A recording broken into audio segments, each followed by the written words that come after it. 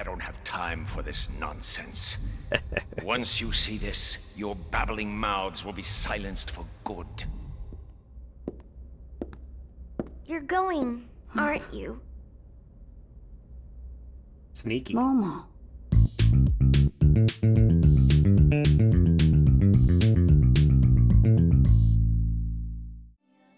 Hello, everyone. I'm Dan. And I'm Austin. And we are here to play games. Badly. That's right. Welcome back to Xenosaga Episode 2.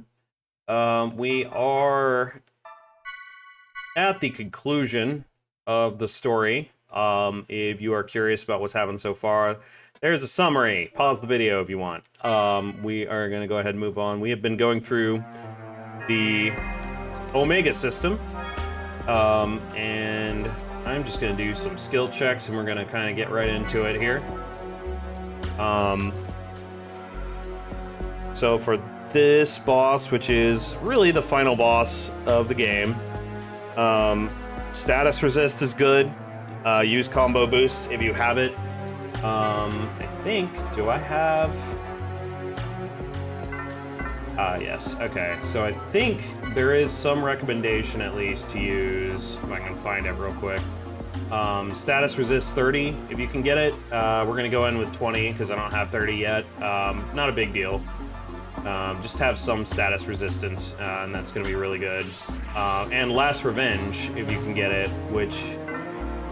I thought that was a level 4 skill. Maybe I'm not seeing it, because I'm silly. Their status resist 30 in C. Yeah, status resist 30 is in C. I learned Last Revenge, and I just don't remember it. We have Revenge Power. Yeah, here it is. So yeah, if you get KO'd, counter boost with 1 HP and full stock. So we'll equip that on everyone we can. And if you can get Safety Level or Best Ally, that would be really good as well. Then the only other one you might really want is Aura Coat. I think we're probably just going to stick with damage minus 10 here, though. I gotta find it. There we go. Because damage minus 10 will get the job done for sure. Last Revenge. Yeah, I'm not going to worry about her EP half. We'll go ahead and do status resist, because we really don't want her to get status if we can avoid it. Yeah. So yeah, that's the build. And this party is actually pretty ideal for this boss as well. So yeah, we'll just get right into it here. It's final boss time. Yes, indeed. Story has gone by pretty quick, I think. Faster than I thought it would. Yeah, but we do still have quite a bit more to do after the conclusion of this game. Yeah. So, yeah, this is a game, once again, I definitely recommend doing the post-game of. If you're following along and playing, you know, there's quite a bit to follow up on. We don't have the Global Samaritan campaign done, and there's quite a lot that just isn't quite done yet. So, yeah. Move the platform? We're gonna move the platform into the light. Oh my god, it's so bright.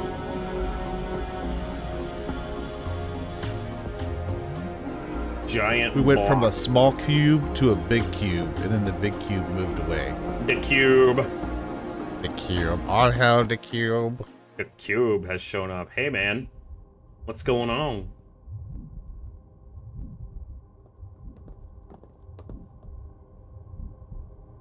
You've done well to make it this far.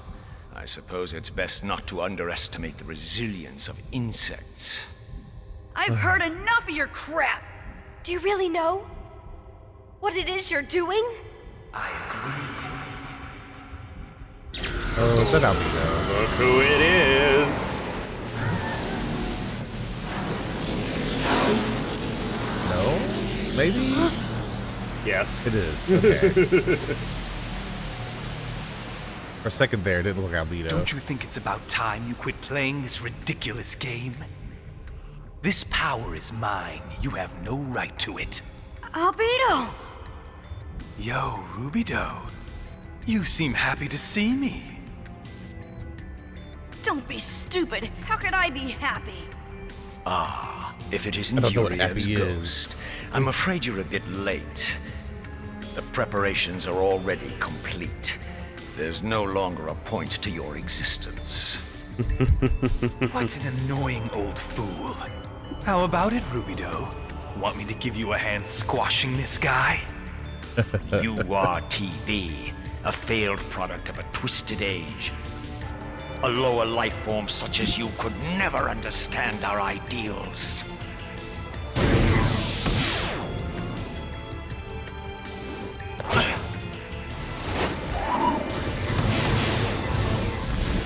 Mothman. Pretty much. The zap. That's rich. Just a case. You people are unbelievable. You're going to destroy me? Complete destruction doesn't sound all that bad. Albedo! He's But you transforming. see, even reducing me to particles won't make me disappear from the Kos-mos. Hey, Rubido, don't forget to breathe deep and inhale the particles that composed me. Can you stop being so really awkward and weird?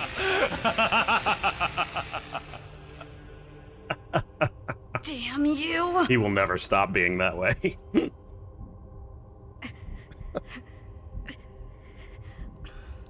You bastard! You're gonna pay! What's wrong? Wasn't he your bitter enemy? Yeah.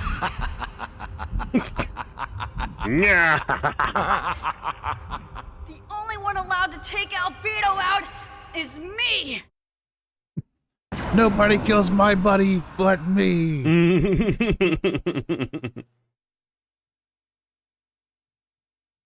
I won't let you do this! Patriarch. Okay, yeah. The final boss here is Patriarch Sergius the 17th is his name. Sergius, huh? Uh-huh. Okay. So, yeah, generally recommended to use either best ally or safety level on everyone. Let's see what I got. I think I have best ally at least. Yeah, I remember you picking up Best Ally recently. Yeah, so And you have safety levels, so... safety level is 1 HP, best ally is all HP. So, best ally is going to be Mystic powers, grant me a miracle. the one you want. That is an expensive skill. Yes, it is. Do you have it? It's safety level. So we're not going to worry about getting that on everybody, just some sort of endure effect, if you will. Yeah, I'm pretty sure Kos-mos actually has Best Ally as well. Yep. I just don't think you could afford it with Rubido. Yeah.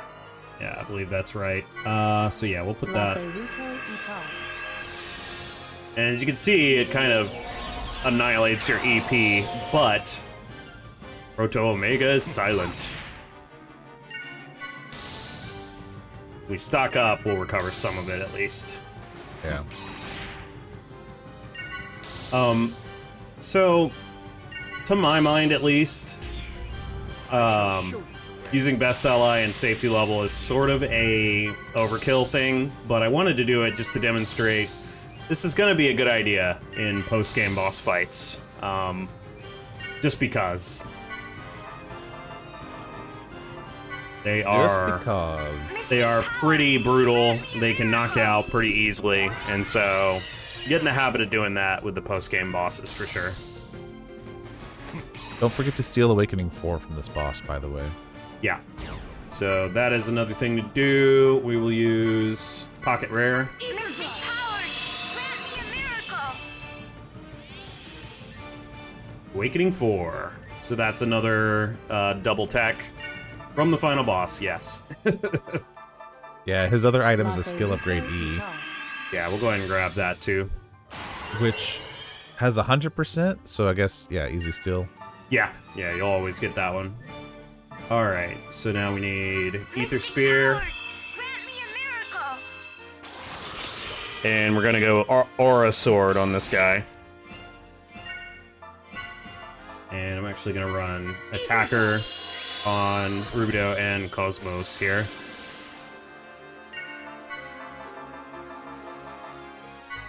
Mystic powers, grant me a miracle. It's interesting because, like, I still see him as Junior. It's listed as Junior in the menu, right? Mm-hmm. That's right. But nobody really calls him Junior in this game. Everybody's been calling him Rubido. Yeah, it's because there's a lot of things occurring that have to do with his past in this game. Right.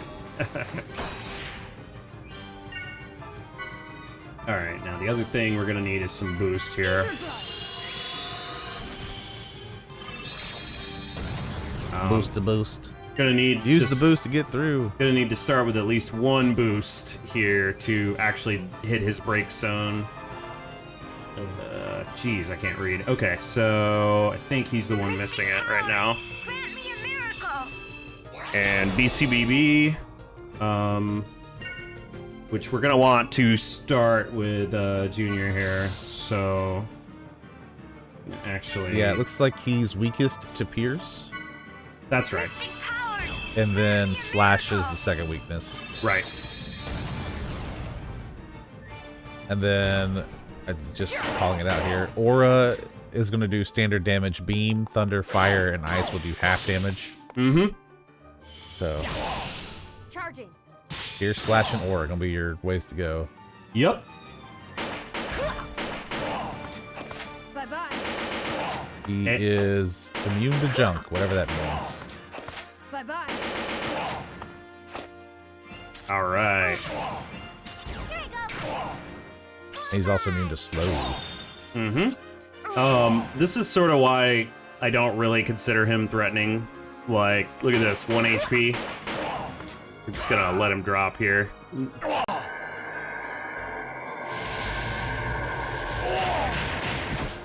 What?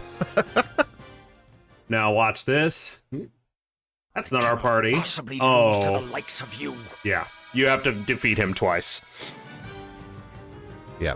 The first time he has 21,600, and the next time he has 32,400. Yes, and he now has BCC break zone. So we're gonna basically do the exact same thing. We're gonna have to recast Ether Spear, Attacker, and Aura Sword on everyone, as well as restock. So, but I think, yeah, it gives you his second break zone, and he has more health now. But we were barely getting started when we had him getting taken down before, so we will be fine.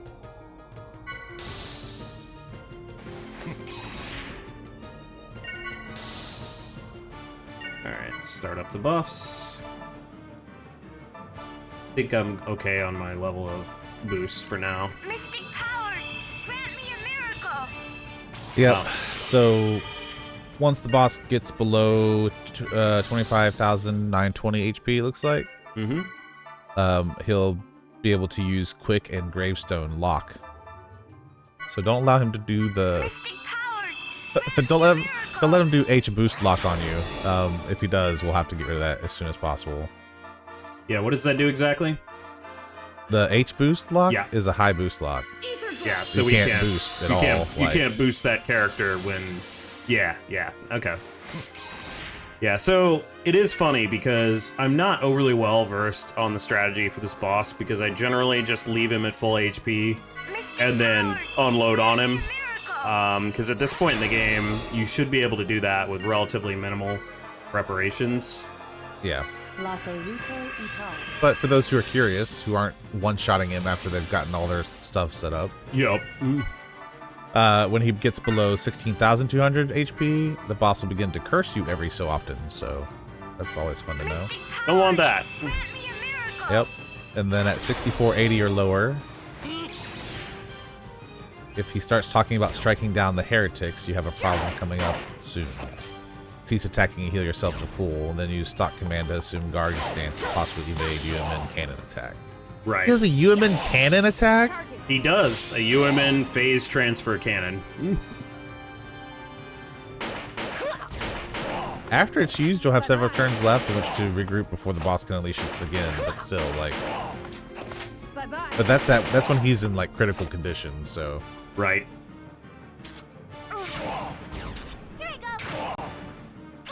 That does so much damage. Yep. Oh my gosh. Absolutely wrecking him.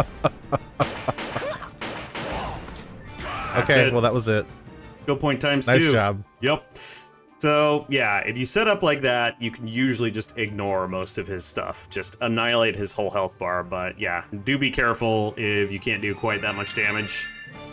He does have some nasty things he can do, but he's not too bad. He is also fighting him repeatedly is the other way to pay down Matthew's debt, because you will Completely incomprehensible. be able to do it a few times. You can Why do it do over you and over. stand before me like this? What good is any of this going to do you? How the hell should we know? You're the one who's doing all this. You're the enemy. I don't have time for this nonsense. Once you see this, your babbling mouths will be silenced for good.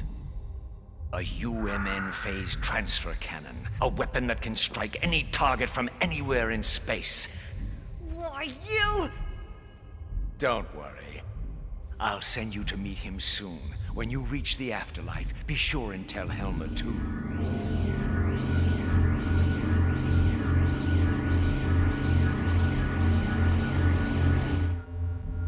Messed up, yo. What's going on? What's wrong? Work! Come on, work! The Zohar does not exist for your sake. Who said that? Good question. Who are you guys? Who's there? Red Road. Appreciated if the Oh, supporting hey, Virgil. actors could just stick to their roles. Indeed. You're... Testament! Testament. Testament. Exit the stage. Your act is over.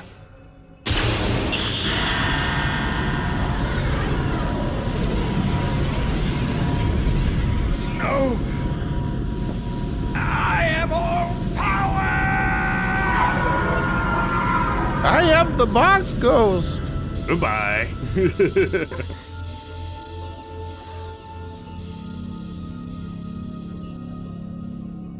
There's a third one. Mm-hmm. What is it? See someone you know? Oh, is that the You. dude? Is that the dude that killed his kid? Yes. Oh, that's messed up, yo. Uh-huh. You! Voyager! Voyager? That's his name. So is Testament the one in black or in red then, specifically? Ziggy! We don't have time to play around. Begin. I'll answer that in a minute.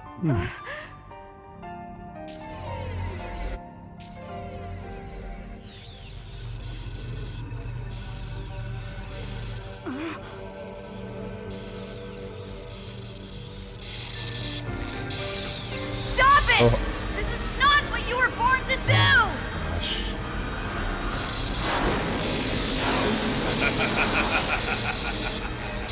Au contraire, this is the very moment I've been waiting for. Come, Rubido. Come to my world. Let's have some fun. Is he merging with the Zohar?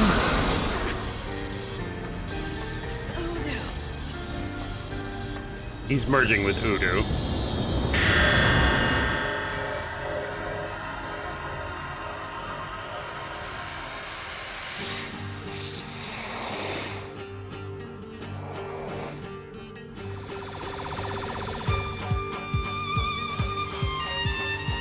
Kos-mos? Shion, under the current conditions, I can hold this for approximately 3 minutes. Please escape immediately.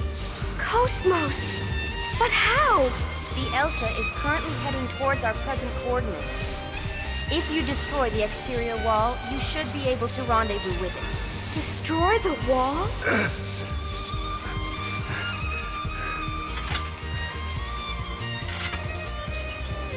Leave it to me. Ziggy! You shouldn't be moving in your condition! Don't worry. They can always repair my body. Stand back.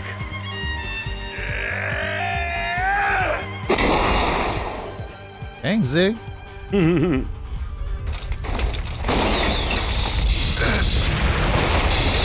You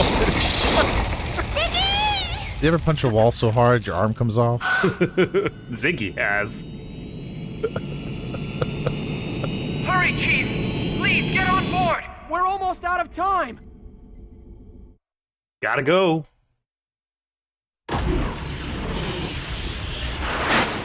So that's just Udu manifesting at this point. Behold, Rubido. At long last my time has come. The time to join the eternal chain.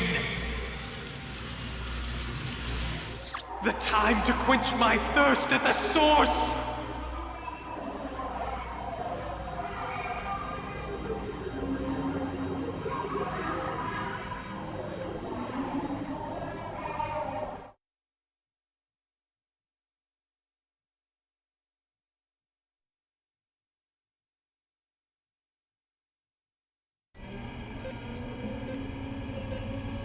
Give me an update.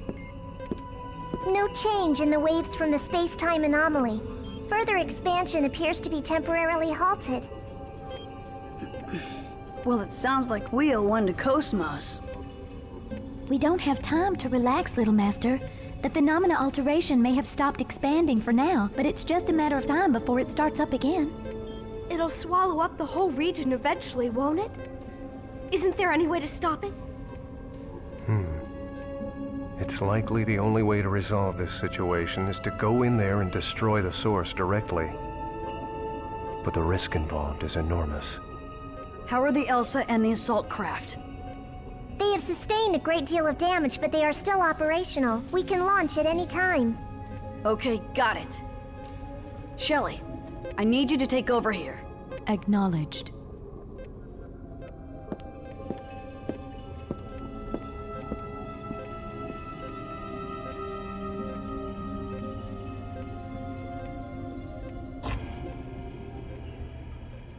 Okay.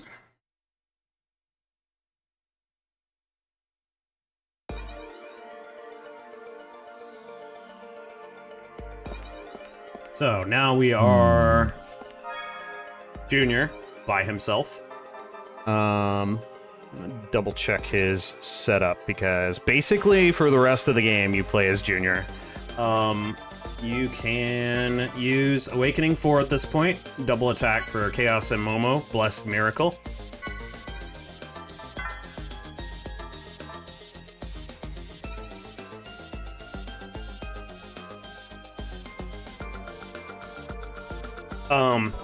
Oh, I see. And there's not much you really need to change about, like, this setup is fine for him, so. Yeah, they recommend having memory level, memory skill. Yeah, but we don't really need it, I don't think. Well, the memory skill is an 8 as well. Oh, that's true. I forgot about that. I keep forgetting that that's an innate skill. Yeah, so we already have memory, which... Okay. If you don't have it on Junior, like if you haven't been using him, use some skill upgrades and learn it. That's the only thing you really need at this point. Where is it again? Yeah, level 1 class C. So it's not hard to learn, it's not expensive. Make sure he has it before proceeding here.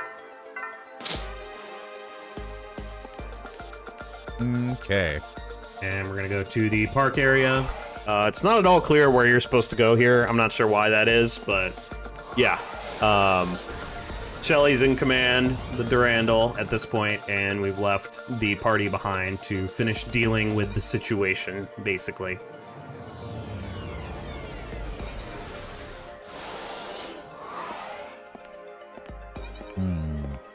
To answer your earlier question, when you said Testament, oh hey, here's Chaos and Hammer here. Just one thing after another. I wish they'd think about us for once. Junior, you look tired. I think you could get some rest. Probably so. Testament... I'm still mad at you, Chaos. Yeah. Testament is a reference to all three of them. They are testaments. Okay, they don't make it clear in the scene, but the red-robed person is not named Testament. He is a testament. Yeah, that's what I thought was being referred to, but then they called him Voyager, so I thought maybe the red guy's name was Testament, you know? Voyager's... Sure it's all right for the commander to be hanging around here? Voyager's the name of the Black Testament. Right. It's okay. Mary and Shelley can handle things just fine.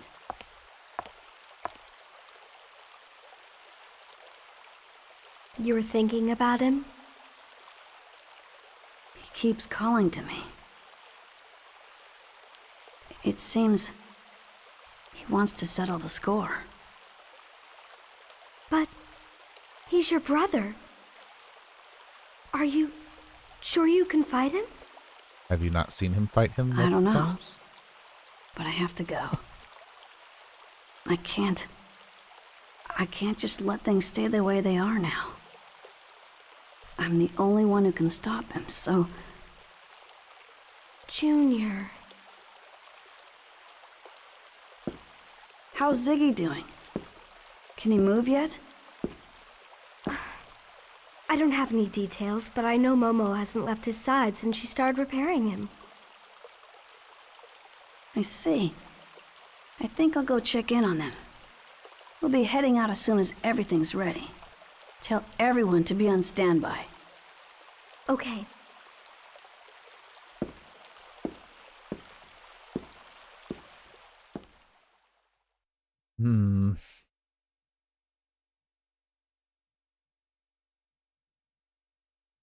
Why is he the only one that can do anything? Those are custom Ziggurat series compatible parts Rubido. there. Ah. They treat the repair manual like an ancient manuscript. It was difficult to get a hold of. Thank you very much, Dr. Misrahi. You can call me Yuri. I'm tired of the whole doctor thing. By the way, Jan Sauer, I have something I'd like to talk to you about. Yes? I understand you've been refusing lifespan extension on your organic components. It's already been a century since you were revived. The average lifespan of a living brain that hasn't undergone extension is 130 years. Would you consider living just a little while longer? For Momo's sake. Besides, there are a few things I'd like to learn from you. From the way you live.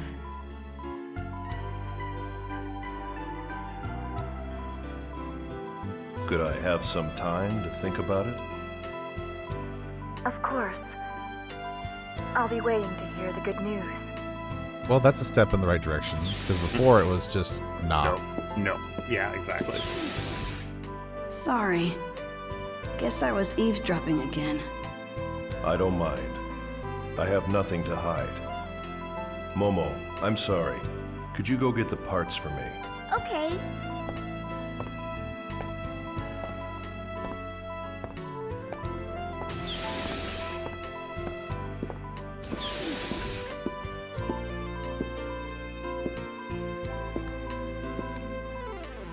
You know, that was the first time I've ever seen you angry.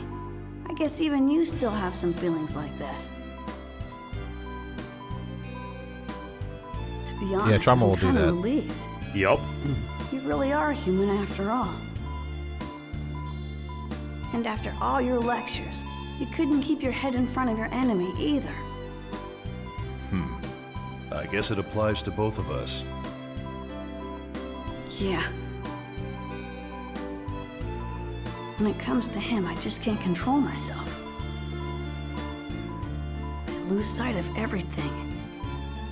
Junior, I won't pretend to understand what you're thinking.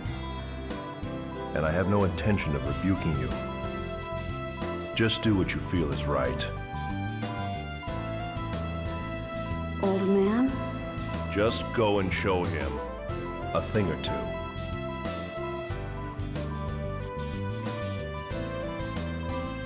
Yeah, I'll do that. Give him the old what for. Indeed.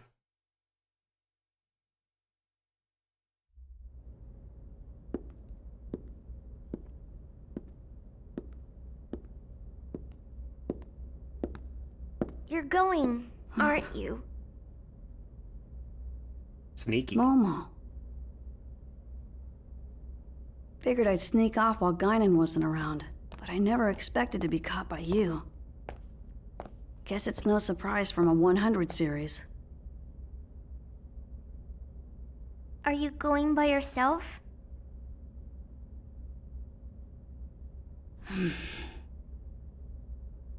Why? You always try to take on everything by yourself. Can I go with you too? Sorry. He's calling me. He says it has to be me. I'm his brother, after all. I wasn't always a good big brother, but now, I've at least got to settle this. Junior. I'm sorry. Do me a favor and think up an excuse to tell the others. You're coming back, right?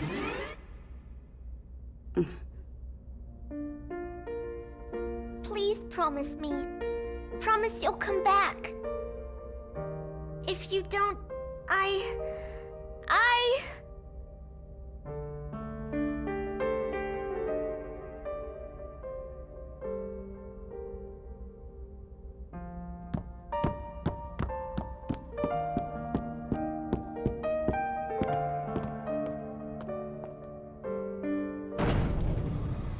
Don't you need a co-pilot? Nope.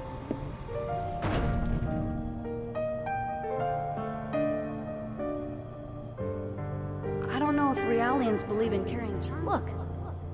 It's got a good luck bracelet. Sorry. He's calling me. I'm his brother, after all. Sayonara, baby! Here, take this. It's for luck.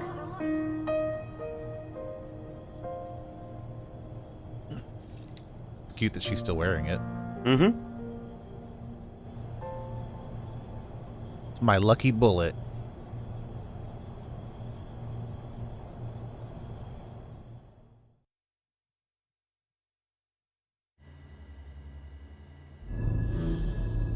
The third hangar's hatch has been forced open.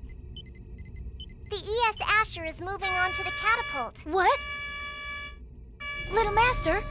What's he doing? Little Master, please come back. Little Master! It's no good. Communications are off. Junior said he wanted to go test his craft. So, he should be right back. Momo.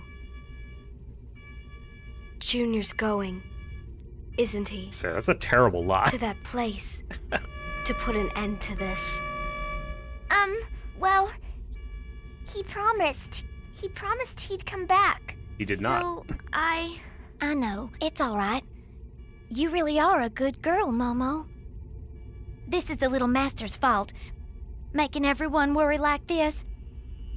When he gets back, we're gonna give him a spanking he won't forget. Give him a spanking. I don't know. Knowing Junior, that probably wouldn't have the effect you think it would. All right. Final area here, the space-time anomaly. The Udu gas cloud? Yeah, basically.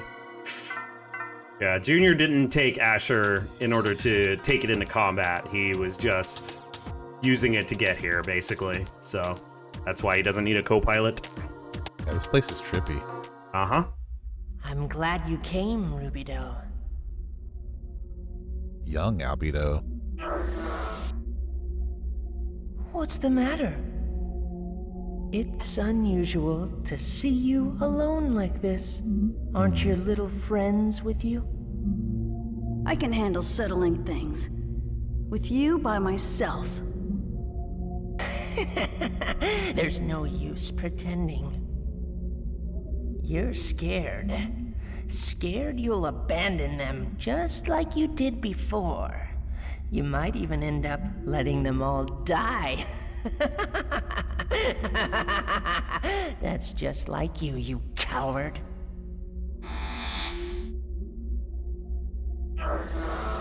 Come to me. That is, assuming your heart can hold up that long.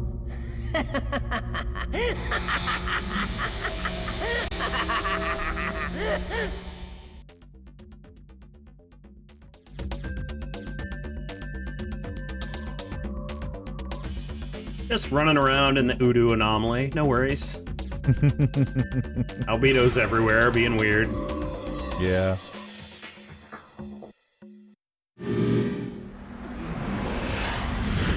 making graves for Rubido and Negredo. It's just for pretend, though. I'm practicing so that when they die, I won't cry. If I link with Udo again, I wonder if he'll kill me. I hope he will. He is our leader after all. I wouldn't do anything like that. Of course you would. That's how you're built. Because we're the anti-existence of Udo. Do you know what the link is like?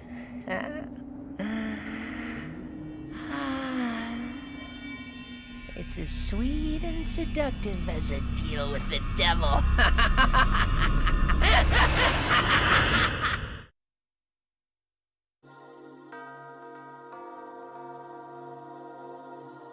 Yeah. Albedo gets twisted real quick when he realizes he can't die, but Rubido will die. Eventually. I don't like you! You're bothering Rubido, the way you try and flirt with him. Say something, you mannequin! What are you doing? Stop it! I hate you. I hate you! I said stop it! What? Why are you stopping me? You are so annoying. It's not like you have any real power. The only thing you can do is butter people up. I hated this girl. She was always flirting with you. I'm glad she's dead. I am. Now there's nobody around trying to seduce you. That's enough! Let go of Sakura!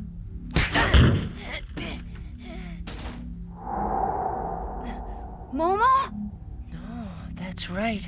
There's still that imitation. You're such a pitiful man, Rubido. To think you have to satisfy yourself with this toy. Albedo, you son of a...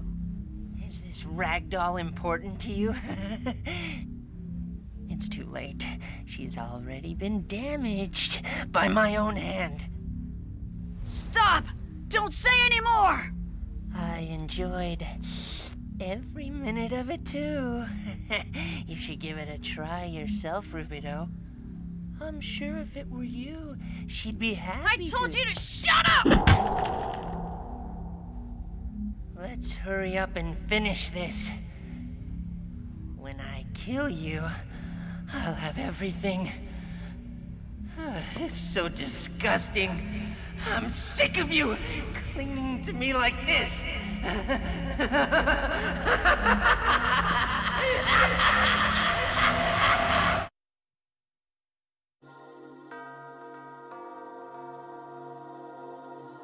Screwed up scene after screwed up scene. Yeah, this is hard, yo.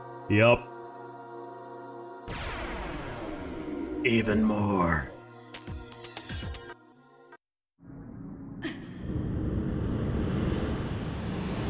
What is this?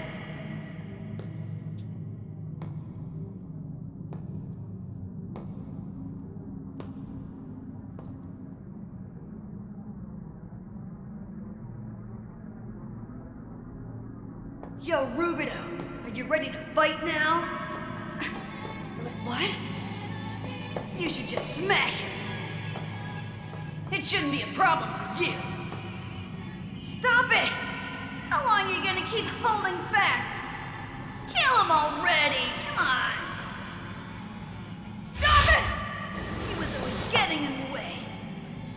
You don't need a loser like him around. Stop it! Hurry up and kill me. Stop! Damn it! Not now! dragon mode. Mm-hmm. Oh, interesting.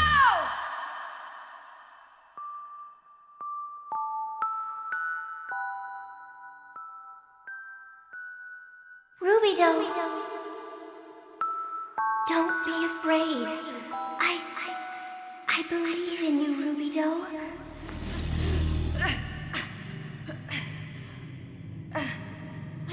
I am... me. I won't give in to it.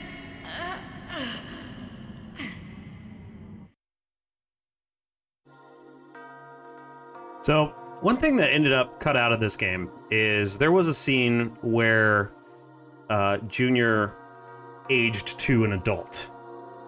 And I believe that it would have been around this area when that would have happened. You know, it seems to fit very, very well. But it would have been something that happened as a result of kind of resolving things with Albedo, this contact with Udu we're dealing with at the moment, and all that fun stuff. It would have been interesting to see him as an adult, I guess. Yeah, there's definitely cut content where that is a thing. And I think the DS release of episode 1 and 2 has that happen, but episode 3 is not based on the DS release, so it just kind of never happens. Which is a shame. It is one of the cut pieces of content, though. Red Dragon mode is also very interesting. Yeah. Anti-Udu shift. Mm-hmm. Glad you could make it, Rubido. Take a look at me. I've finally acquired what I was missing before.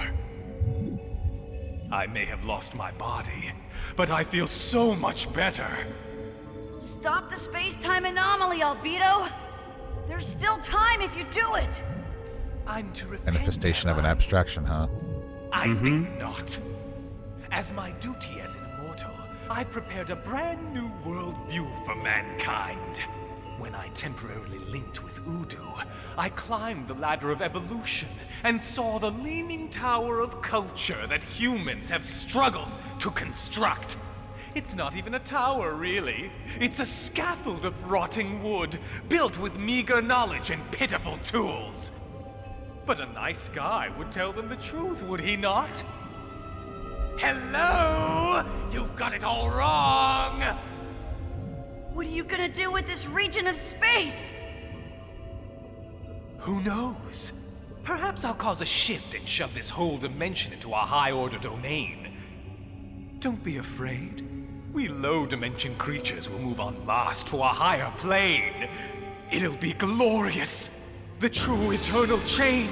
The fulfillment of that which we lacked. The evolution of mankind and the evolution of the very world itself that watches over us. Happy days are here. They'll name a holiday after me. That is, assuming they even have the concept of holidays on the other side. If you don't stop, I'll have to stop you! Come, my positron. You are an anti-Udu weapon. My heart tingles with anticipation. A weapon need not feel shame for desiring combat. For all we know, humans themselves may be weapons created by the world.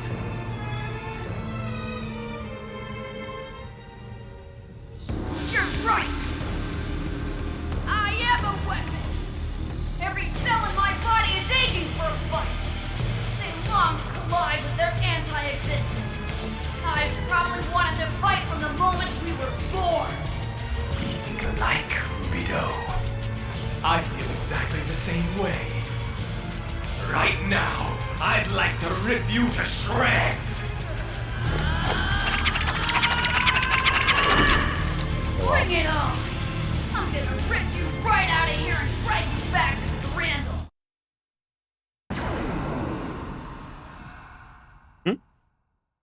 There's Show no off. one here to hold us back. Bring it on! With his little flourishy, twirly gun stuff. Yup. All right, so this is the real final boss, Albedo, 5300 HP. Once we find his break zone, memory will allow us to retain it, even though it will shift throughout the fight.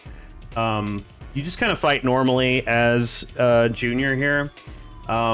This is also why I'm of the opinion that we would have ascended to become adult Junior before this fight, because I really think it would have changed the way he fights, and he would have been full Red Dragon Rubido. But that did not happen, unfortunately. Wonder why they chose to remove it. Time constraints. Give it to me. Fill me with is my guess. I guess, yeah. You could explain it pretty easily as just a temporary state, right? Yep. Where he ascends to this fully mature state, and then... Yeah, but you have to code another party member that way, you know? Yeah, that's fair.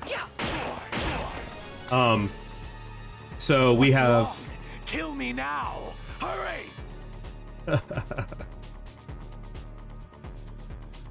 Yeah, we have his break zone. It's rotating CCB. We have combo boost, which is another thing that's good to have, so we'll just boost into it. It's also impossible to lose this fight, so even if you don't have memory or combo boost, keep wailing on him. It might take forever. It took me forever the first time I played this game. But you'll get him eventually.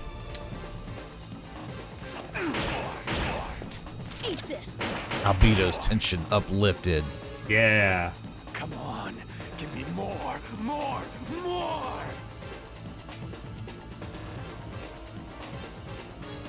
He's such a weird dude. He is. Eat this. He's weird and screwed up, and Feel your heart racing. I will have more to say about him before the end of this episode for sure. It's like he's not even really trying. He's not. He's provoking Junior into attacking him. Did you already forget? Right, yeah. What purpose? Indeed. Come on. Like, at this point, Albedo has clearly hit a level of existence that we don't comprehend. Right. Narratively speaking. Mm-hmm. Powerful enough to manifest this. The anomaly, yeah. Yeah, not just the anomaly, this space that they are in, that Rubido is in. Like, obviously, yep. This is not what is really happening. It is, but it's not. I assume it's a abstract representation, right? This pain feels so good. Or representation of an abstraction. So I think it's either that or this is literally what's going on. You know, it's possible either one is the case. But it's possible he also just constructed this weird screwed up area that's physically existent in the anomaly. Also, I'm pretty sure this is the only fight in the game with single letter break zones. This is the end of the fight. He uses Eternal Chain as his final move.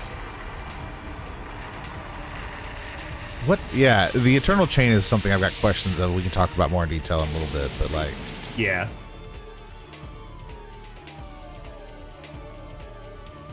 And as a reminder, he casts safety level at the start of the fight, so if that kills you, you'll survive. Yeah. It's impossible to lose that fight.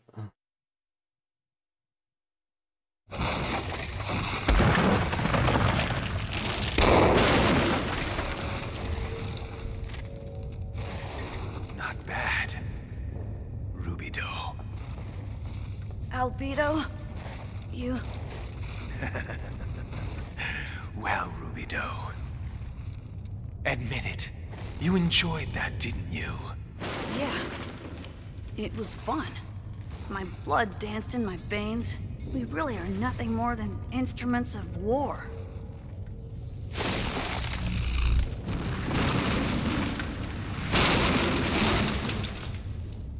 No, that's not it.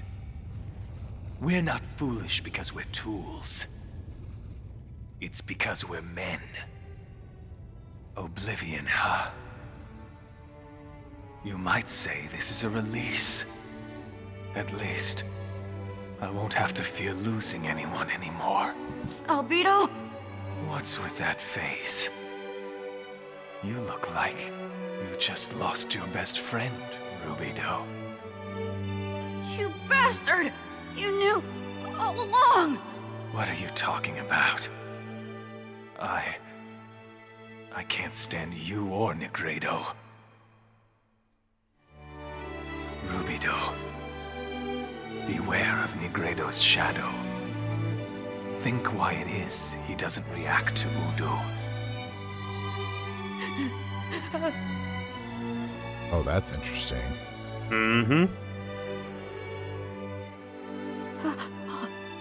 Earswassers?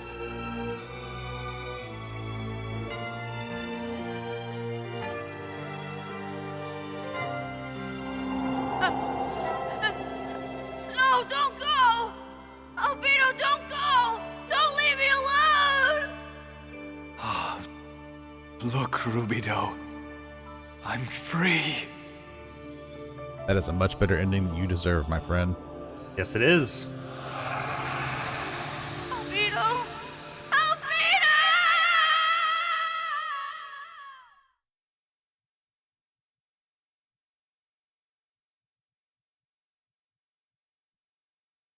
Hmm.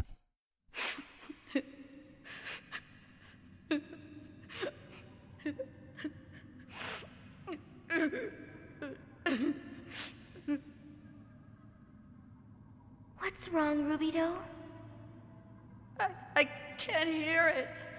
My right chest. I can't hear my other heartbeat anymore. Is that why you're crying? Leave me alone.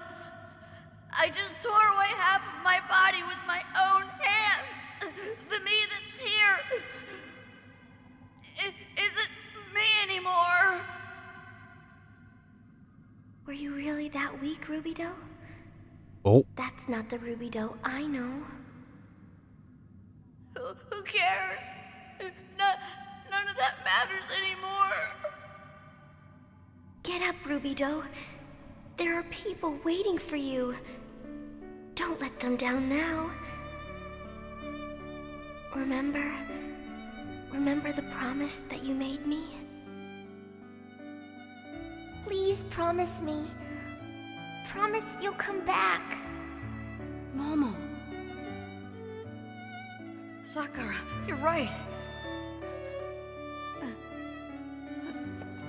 I promised I'd protect your sister. Didn't I? I couldn't protect my younger brother.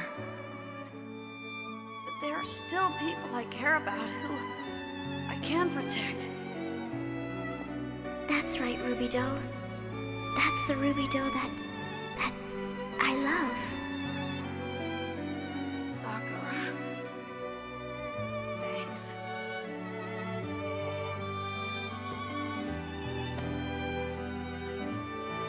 You did well, Junior.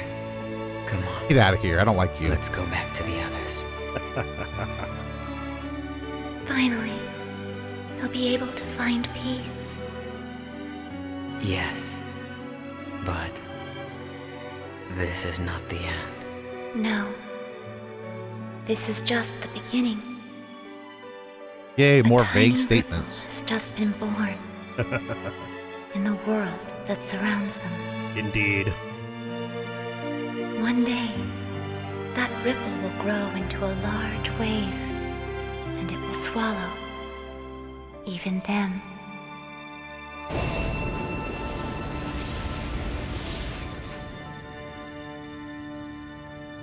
Yes. And that's why I want him to rest. Even if his rest is but a short one.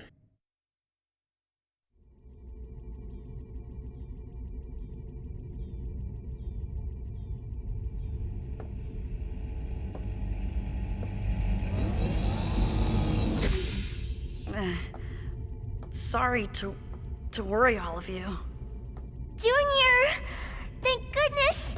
Oh, Hey, you may put that okay. Zohar in your little fancy compartment. Indeed. I'm so happy. Yeah, I promised after all. Did she get taller? It was really this guy who saved me. I don't think so. Guess I owe him another one. He has a hat on. Bye-bye. Chaos, how did you do that? Junior, did you make up with him? I don't know about that. We were both pretty stubborn. He said he hated me, right to the bitter end. You got closure, that's what you got. I see. Yeah. So it was just a big family squabble, huh? Mary, we have a Zohar confirmed Oh, at good. point 3E. More sweeping, Referencing the overly coordinates of the simplistic statements. simulator, there's a 93% Exactly. probability it's the original that was on Some people are just good at things. Nice work. Mm-hmm. Ready to wire the pod for launch. This is our last job. Give it everything you got. Warning signal. Abnormality in the surrounding space detected. What? Give me a full report. Large-scale spatial distortion detected. A large mass is gating out. Mass estimate increasing. Immeasurable. Here come the It's materializing into gnosis. normal space. A gnosis? You gotta be kidding me. There can't be a gnosis that big. Shockwave, approaching. That's what we said about the cathedral too, but The cathedral is nothing compared to this. It's coming. Abel's Ark. Abel's Ark. Abel's Ark.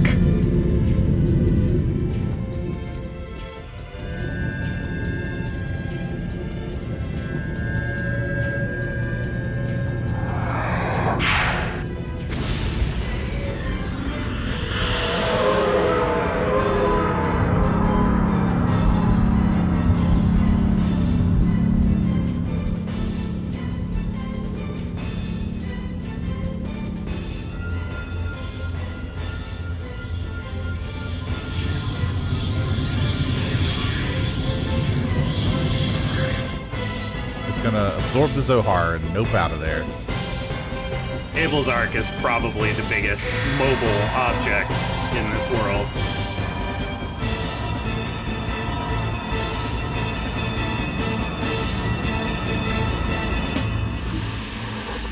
It's been a long time, Yeshua. I'm pleased that you've come. But didn't you say you weren't going to intervene? I've made up my mind. I won't hold back anymore. That's wonderful. I'm thrilled that you'll finally be entering the stage.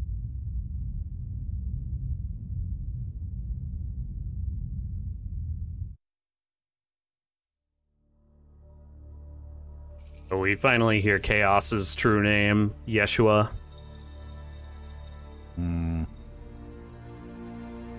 Okay. There are some scenes in these credits, so be prepared for that. But Yeah, I just I'm gonna jot this down before I forget them.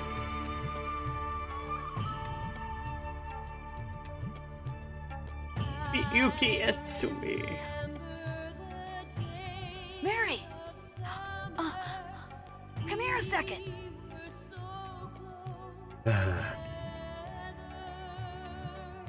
Listen, think it'd be okay if I kept a dog on the bridge? A dog?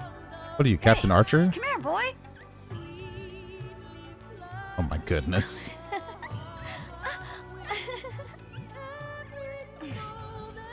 His name's Albie. He's an albino, so Albie. He's got a kind of tough-looking face. Yeah. I hope he doesn't misbehave like someone we know.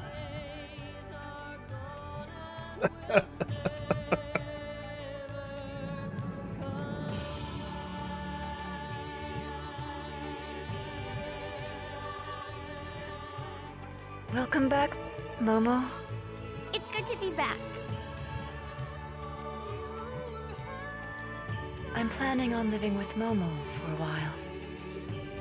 I'd like to ask you to protect her again should the need arise. What are your plans now? Through the kindness of the representative trustee, I have been assigned to the Kukai Foundation. I'm to be stationed on the Durandal, and if Momo requests, I will be loaned out to her as a matter of priority. For that purpose, I will also be undergoing life extension. Really? He found a reason to Which live. representative trustee made the request? Who do you think? The little one, of course. You mean little Junior, right?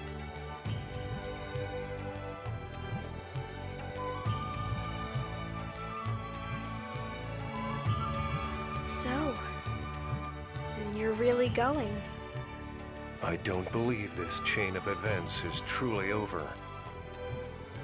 And I'm concerned about that Ormus organization the Patriarch mentioned. Of course. Your bookstore idea didn't last 6 months. I hope you won't be changing jobs again quite so soon. I'll do the best I can. Although, I don't know if time will wait another 6 months. Hey, people, it's time to get moving. Come on up to the deck. Jin?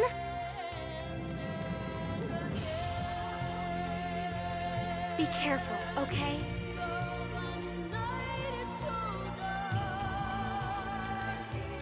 After all, you're still my brother, even if I don't like you sometimes. All resolved with them. Oh, chaos.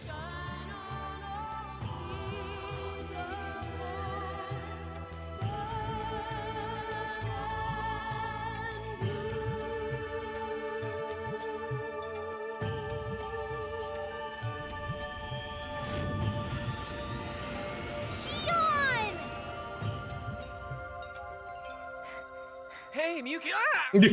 Welcome back, Shion! It sounds like a lot happened. You can say that again. It's too much for a quiet engineer.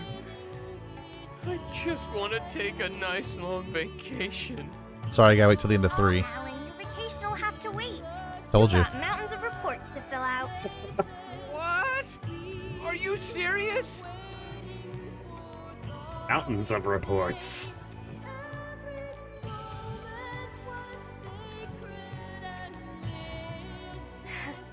Well, Kos-mos, shall we get going?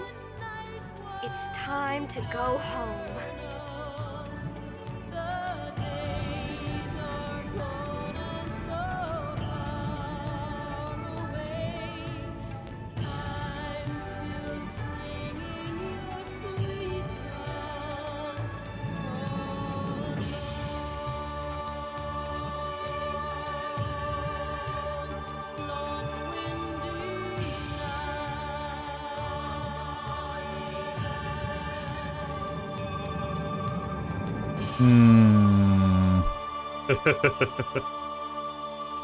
And now, a post-credits scene. Does it involve the Dark Professor? I wish it did.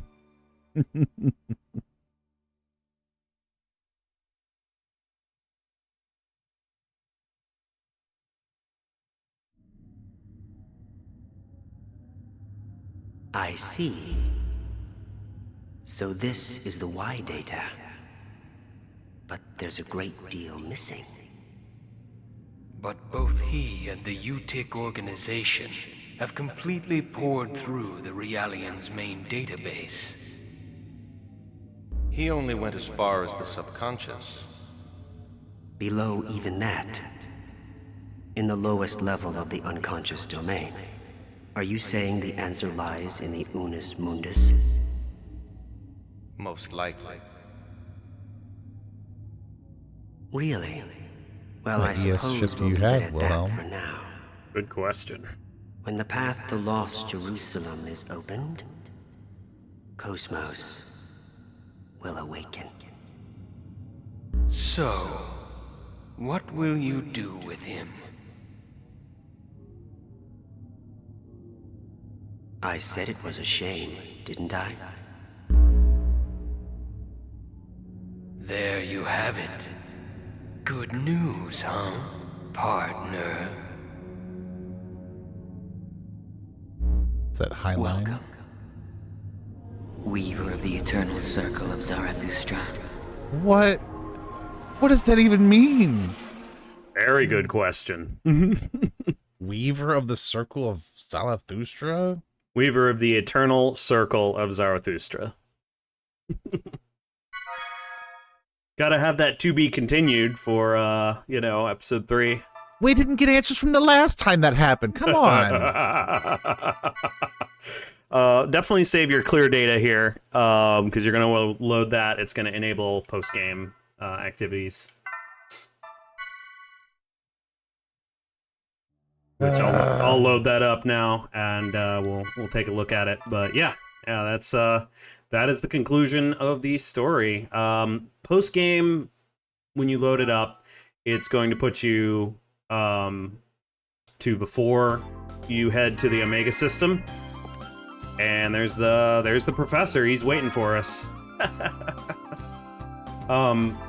Importantly, though, you do keep everything, including the Awakening 4 from the Patriarch.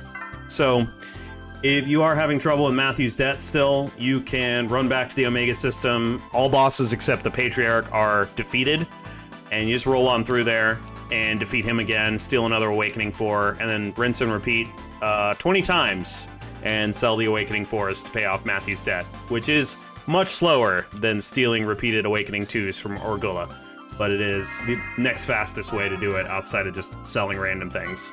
Right. Oh, man. Yeah, we'll get into post-game stuff next time here, but yeah. That is the conclusion of episode 2, so I wanted to take a little time. There is quite a lot to kind of go over. So you want to end our episode early then? Well, I wanted to take a little bit of time in order to discuss some of the implications of that, and yeah, there's a lot to unpack for sure. Yeah, and I definitely want to have post-game be a separate thing as well. But it's fine. I was just messing. Yeah, so oh man. So right away, I think one of my first comments is from the first time I played this game and I beat it. The Albie scene rubbed me the wrong way. And I'm not gonna spend too much time on it because it's a really kind of a minor scene. But Albie is the dog that Junior gets, right? Mm-hmm. And he's got white fur and purple eyes. Albedo, right. Hopefully he doesn't get into mischief like someone we know. Like, bro, Albedo is, in my opinion, irredeemable. Yeah. I don't think he deserves a redemption arc at all. And it's arguable whether there is a redemption arc or if it's some kind of processing Junior is doing. So, feel free to disagree with me about this, but to me, that scene's in bad taste. It bothers me a lot. But, it's one of the few scenes where I'm just like, oh, I really wish you hadn't done that. Yeah, it's interesting because there is an element of closure, right? And acknowledging there.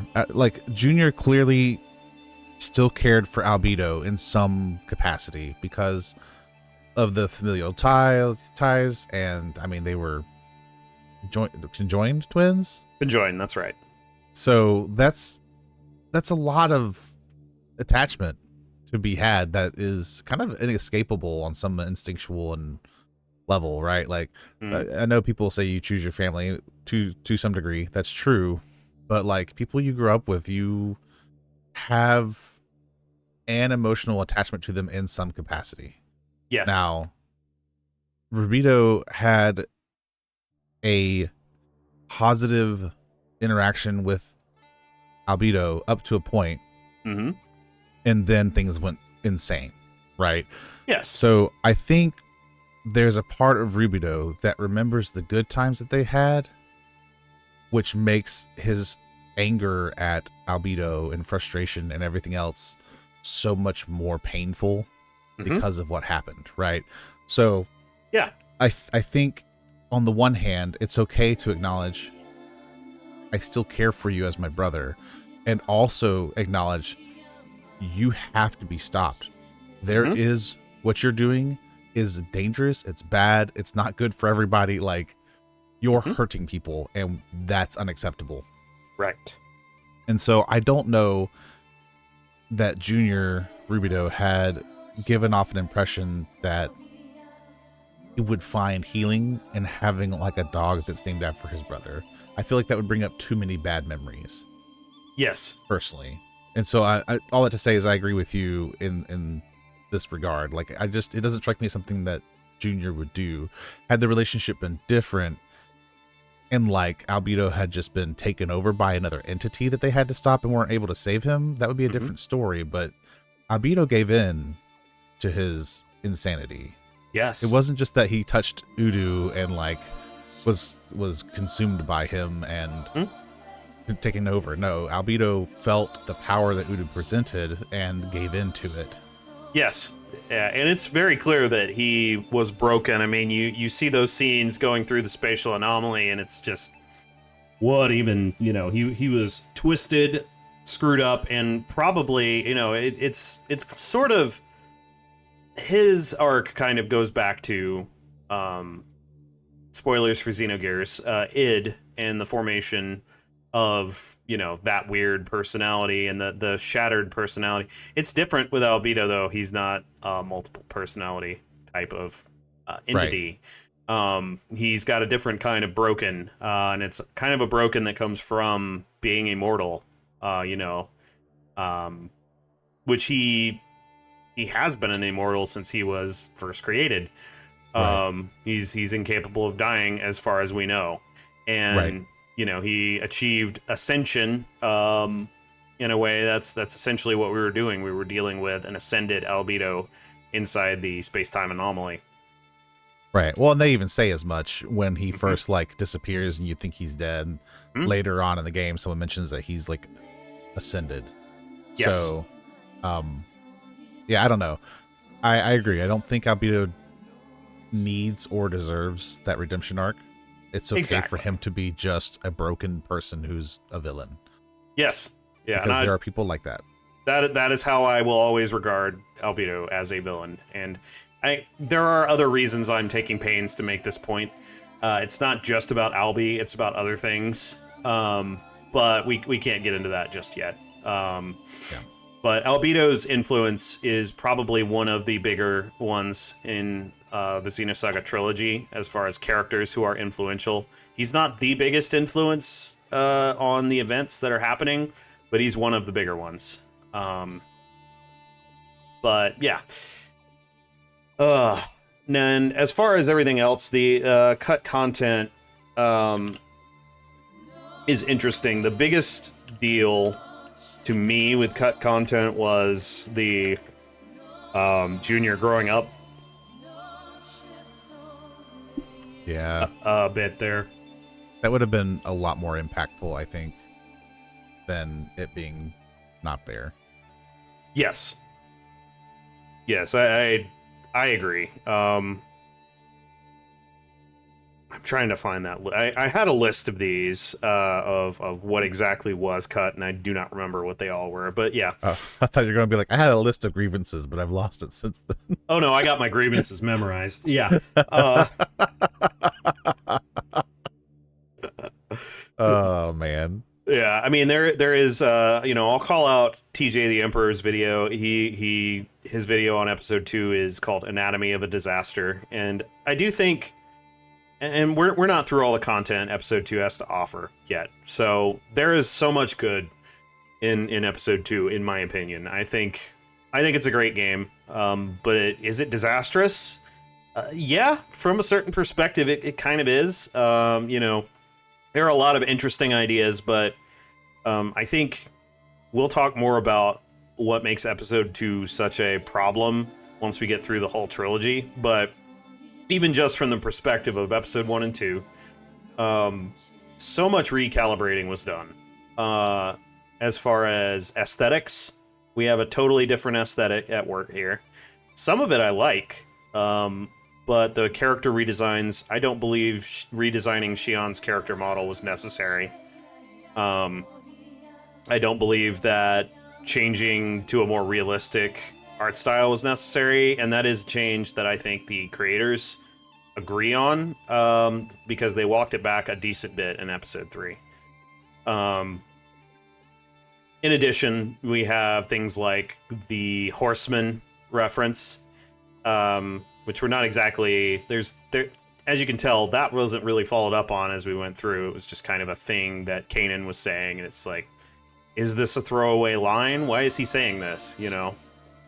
And as far as just, like, the space-time anomaly stuff, you know, like, is it necessary to make additional weirdly lewd comments about the events of episode 1, along with Momo and Albedo, you know? Like, it's uncomfortable, it's...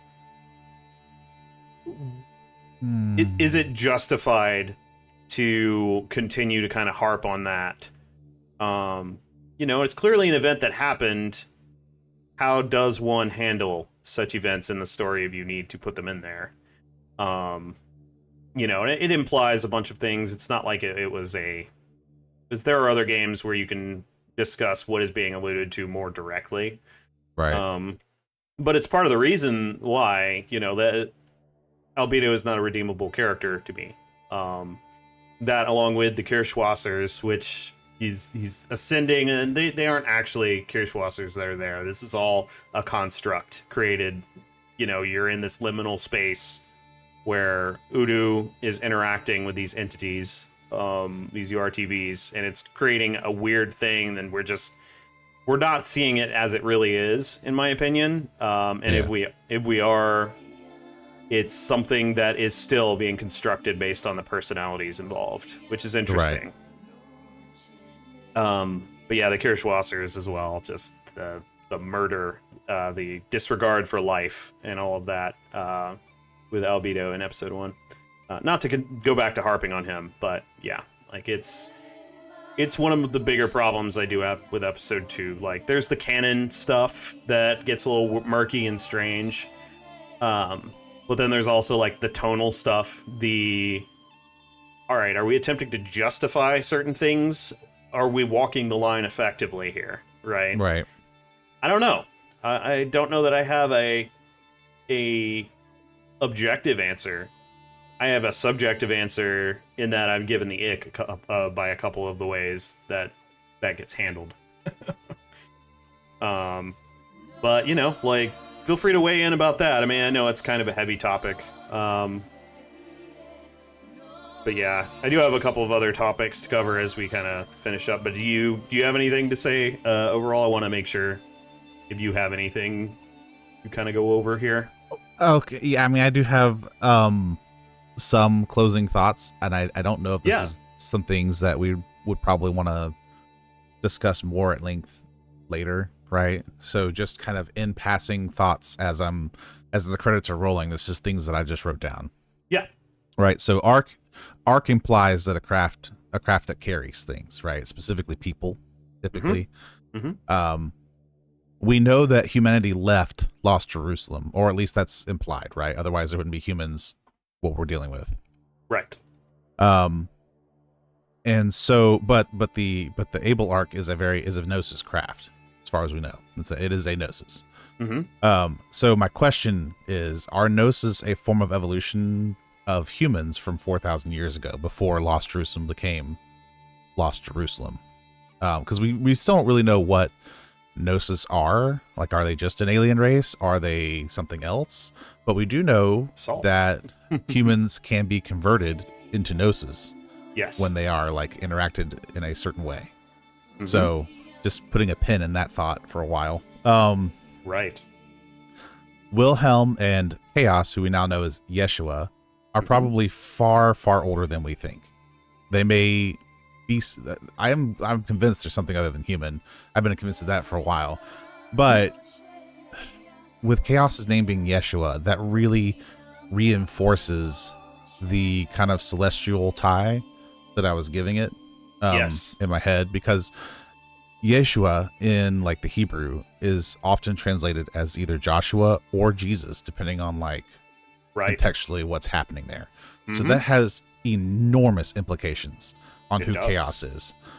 And so I am wondering if they are part of, I'm just going to say, a force or an organization that is as old or older than Ormus. And the question of, like, what does it really mean for Chaos to get involved from here on out? So yeah. Why is he stepping onto the stage, according to Wilhelm? What does that mean? Right. And what does that mean? Because, like, up until this point, I still don't know if I should trust Chaos. And it doesn't help that we also have this entire meeting of, they were called the Testament group, right? Yes, we the had Testaments. blue and red and black, and we have Wilhelm, and then the white dude shows up behind him. And he's the weaver of the eternal circle of Zarathustra. Like, what does that even mean?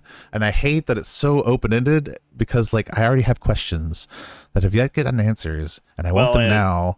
Yeah, and we know the title, and this was announced during episode 2's development, is Ach sprach Zarathustra. I don't know if I'm saying that correctly, but Zarathustra is in the title of episode 3. So, like, what does that mean? What is Zarathustra in this universe? What's going on, right. you know? And, of course, Nephilim and Chaos are making these broad statements like, oh, they've made this slight change, and it'll have a rippling effect, and it'll consume them. Is that a good thing? Because the way you said it sounds makes ominous. It sound like it wouldn't be a great thing, but yes. you're glad that the ripple happened and that changing is happening, which is supposed to be a good thing. So I'm really confused, getting mixed signals here. Yeah, you know, so it's just like lots of things happening. Yeah, and I don't know what to make of it all. So, but yeah, like I said, those are just like passing end notes, because I know I'm not going to get any real answers from them until we get through 3. So, yeah, I mean, that is certainly true.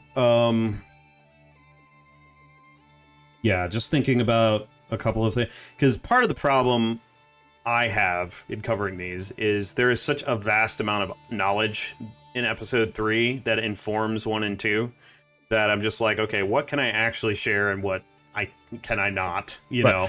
And we don't actually have to break this down. Yeah, just like I said, my closing questions. Yeah. Of course. Of course, yeah. Yeah, but it's interesting because there are a lot of things that are really intriguing to kind of sink your teeth into. I particularly was interested in, you know, Ormus is clearly an organization that's been around for a long time, and your assertion that Wilhelm and Yeshua predate Ormus. I can understand that perception, and it does seem like they've been around a long time, and they're clearly superhuman, not human. They're some kind of other being. Right.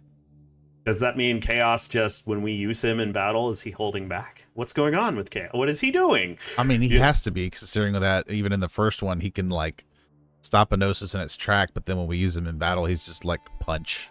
Yeah. Like, why is he not just walk up, dink, okay, that Gnosis is taken care of, bye, you know? Right. Like, does that cause him some kind of strain to do? It doesn't seem to, but does it? You know? Right. Well, and then the whole getting involved thing really strongly implies that maybe he was holding back, like he was just doing the minimum to be what he needed to be for the party, I guess. What does it mean to step onto the stage? You know? And I think that's an important question, because we, once again, are in a situation where we have a smaller scale problem that we're dealing with. Namely, we're dealing with Ormus for most of episode 2. So we go from dealing with Albedo's craziness and the stuff he's doing in episode 1, along with Utic, to episode 2 is mostly about Ormus. Albedo is taken out of the way at the end of disc 1.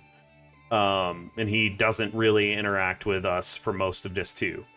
But then Ormus, we have the Ormus Stronghold, we have whatever they're doing on Old Miltia, we have the Omega System.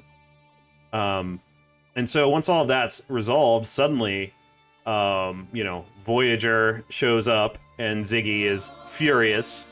And then the other Testaments show up. We know one of them is Virgil. Right. And then we have the White Testament, who appears in the post-credit scene.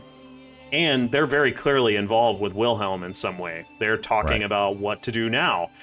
The Eternal Circle of Zarathustra. What exactly is that? You know, we're left with additional questions. But what is resolved? Go ahead. Well, yeah, they also talked about like the subconscious, like deeper than the subconscious at one point. Correct. When they were talking about the Y data, which means there's more to unlock with that we don't know anything about because people didn't go deep enough, quote unquote.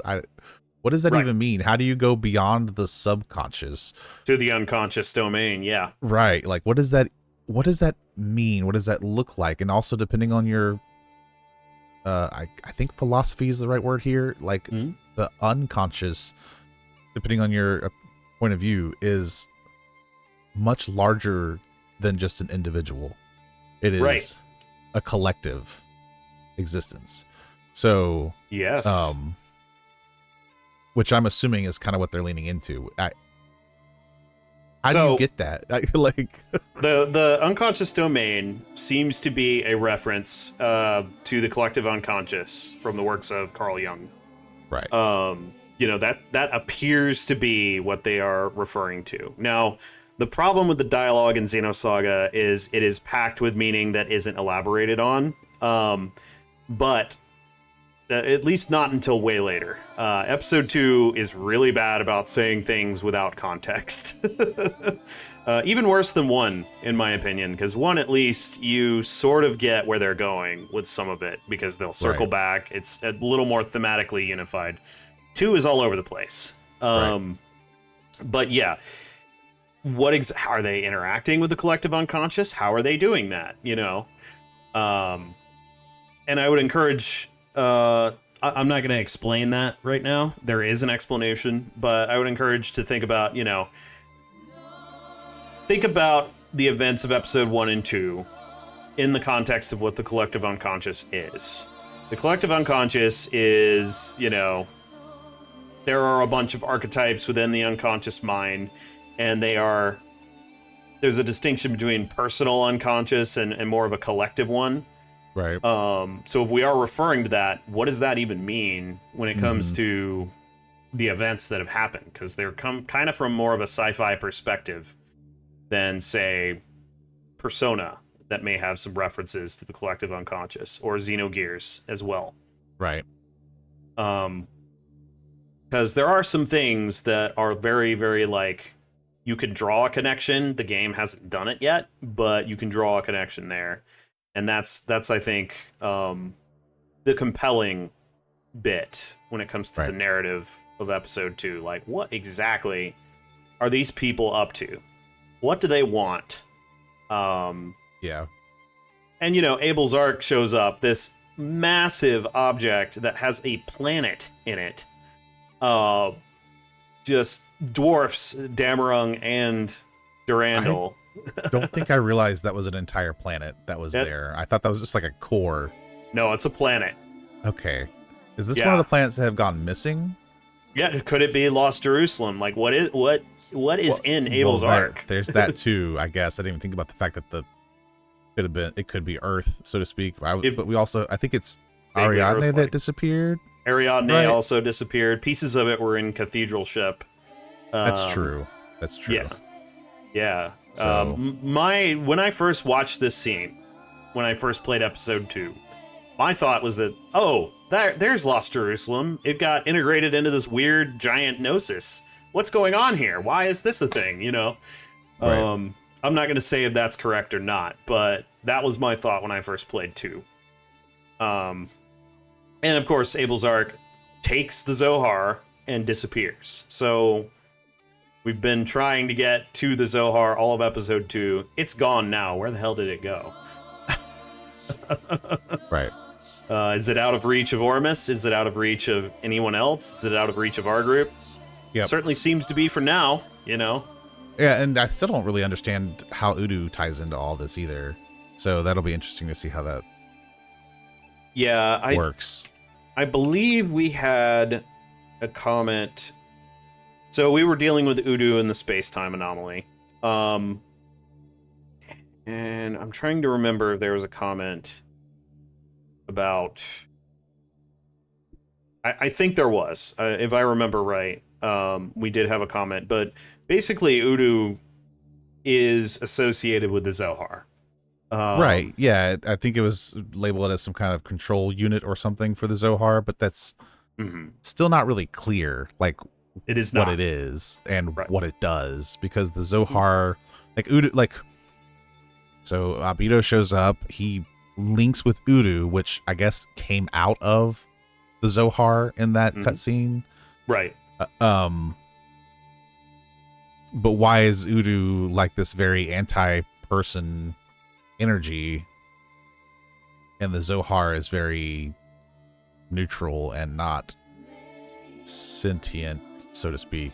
Unless Nephilim is a representation of the Zohar's intent. But regardless, it's an interesting idea. Yeah, we could probably talk about this for hours, and I don't want us to get bogged down. Yeah. But it is interesting that Chaos and Nephilim show up at the very end in order to, and I mean, Chaos was physically present. He showed up to bring Junior back, basically. Right. But Nephilim was also there, and they are talking. Once again, they know more about what's going on than almost anyone else, and they are not explaining it. Right. They're speaking cryptically. Is that because they have to speak cryptically? Because the full explanation wouldn't help? Or they're unable to communicate all of it? Or are they doing it for some purpose? Do they have a motive? What are the motives of all these people involved? It's still very murky at this point.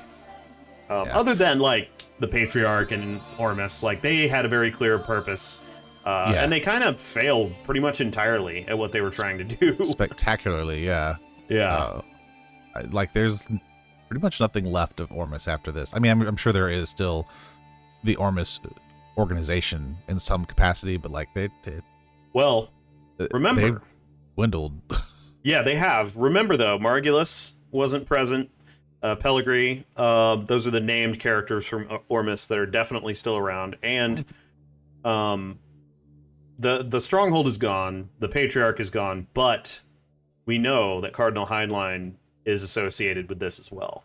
Right. I guess I just don't view Margulis as part of Ormus, even though he clearly is. I've always seen him as part of UTIC, because that's how he was introduced. Yeah. Was the commander of UTIC. Yeah, and the problem with that is we learned that UTIC is kind of a shadow military organization, the paramilitary branch of Ormus. And I kind of feel like Ormus is in the same way. It's just like another layer to whatever Heinlein's doing, which we talked about that before too.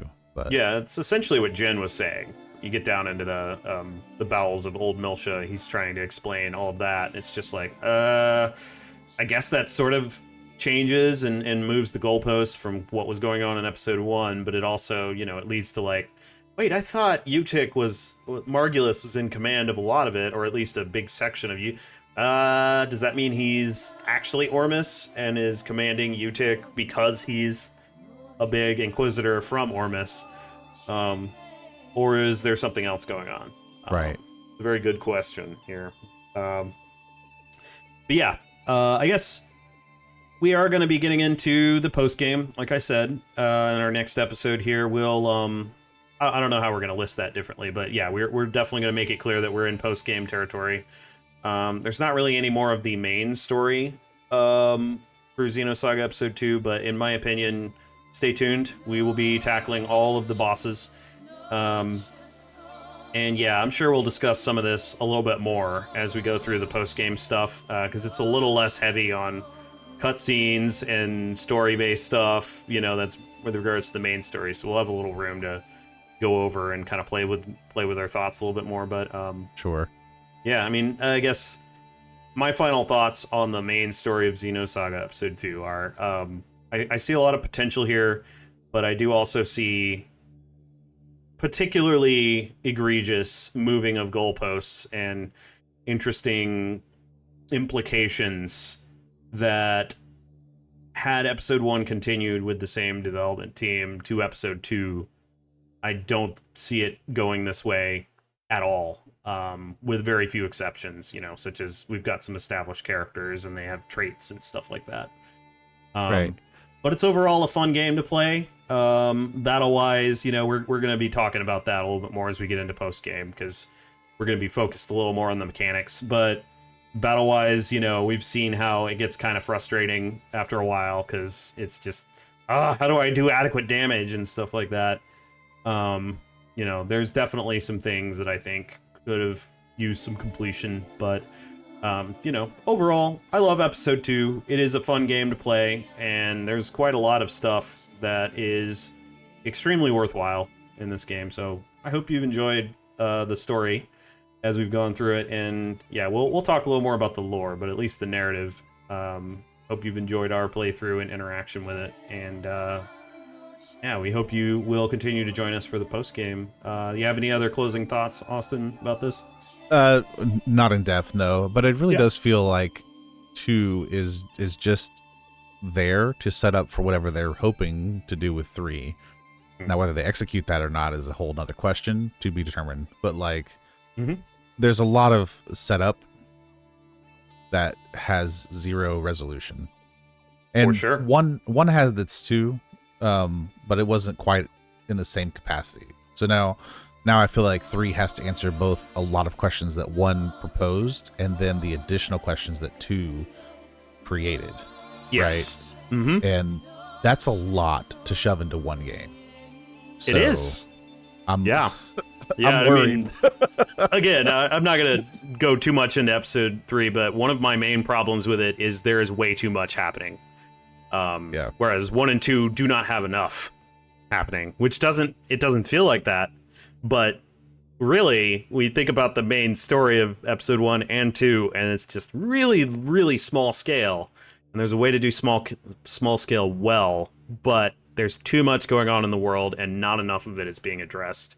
Right. Even though a lot of things are happening and being talked about. Right. We got so many pieces that are floating around and doing things that we've only gotten snippets of that are just enough for you to be like, well, what does this mean? What are the implications of this? So exactly. Okay. All that to say, thank you so much for joining us today. If you have any thoughts you want to add, please drop them down in the comments below. We would love to hear from you, to hear your thoughts, whether you agree, you disagree, you know, conditionally agree or disagree. I don't know. Either way, we just want to hear from you. Yeah. And if you did like it, please like, subscribe, all that stuff. Share with your friends. We really appreciate it. More than anything else, we're glad that you let us be part of your day by watching this and the previous episodes and what comes after. We're just so glad to have you here with us, and we do hope you have a wonderful day, and we'll catch you all in the next episode. See you next time. Bye now. Diddly diddly do do do do do do do do. Thanks for watching.